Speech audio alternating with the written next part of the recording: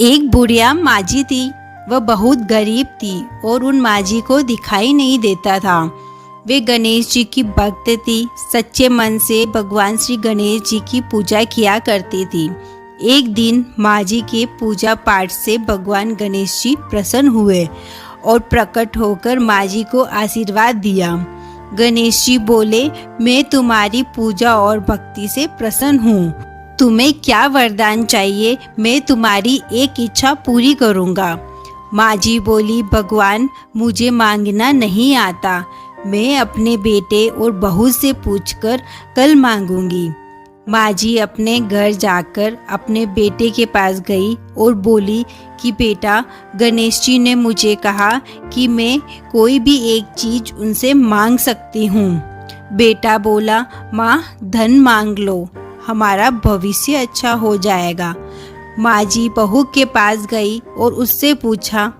माजी के बेटे और बहू के कोई संतान नहीं थी, तो बहू ने कहा, माजी आप अपने लिए पोता या पोती मांग लो, घर में खुशियाँ आ जाएगी।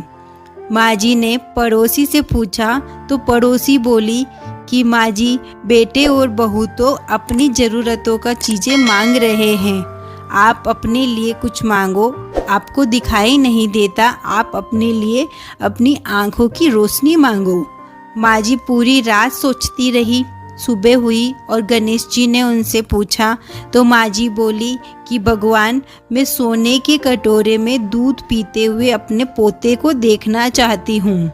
गणेश जी बोले, तुम तो बोली कि तुम्हें मांगना नहीं आता और तुमने तो एक ही वरदान में सब कुछ मांग लिया। गणेश जी माजी की चतुराई से बहुत प्रसन्न हुए और वरदान पूरा करने का आशीर्वाद दिया।